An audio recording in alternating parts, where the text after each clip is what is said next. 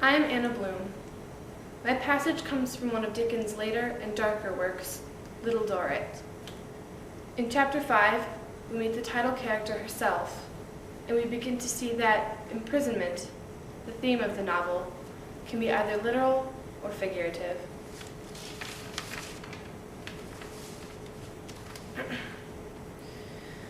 Little Dorrit let herself out to do needlework, at so much a day, or at so little. From 8 to 8, Little Dorrit was to be hired. Punctual to the moment, Little Dorrit appeared. Punctual to the moment, Little Dorrit vanished. What became of Little Dorrit between the 2 8s was a mystery. Another of the moral phenomena of Little Dorrit, besides her consideration money, her daily contract included meals.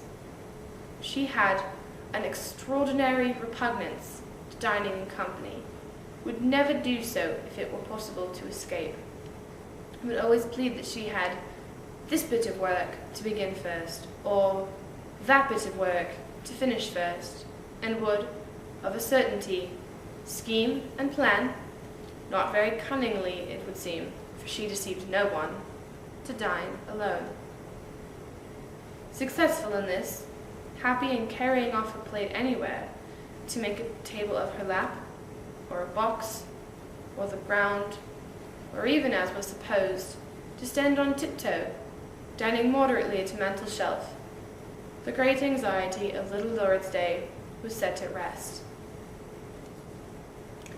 It was not easy to make out Little Dorrit's face.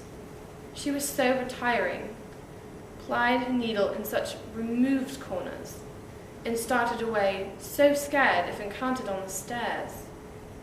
But it would seem to be a pale, transparent face, quick in expression, though not beautiful in feature, its soft hazel eyes excepted.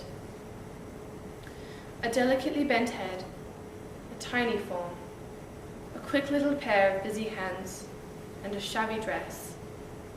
It must needs have been very shabby to look at all so, being so neat, were Little Dorrit as she sat at work.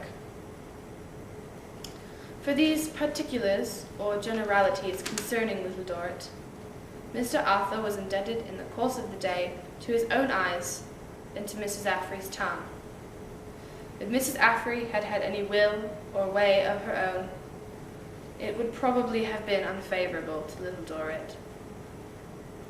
But as them 2 clever ones, Mrs. Affrey's perpetual reference, in whom her personality was swallowed up, who agreed to accept Little Dorrit as matter of course, she had nothing to do but to follow suit.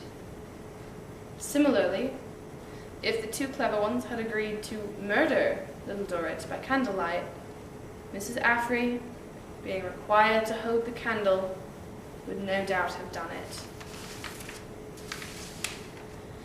In the intervals of roasting the partridge for the invalid chamber, or preparing a baking dish of beef and pudding for the dining room, Mrs. Affrey made the communications above set forth, invariably putting her head in the door again after she had taken it out, to enforce resistance to the 2 clever ones.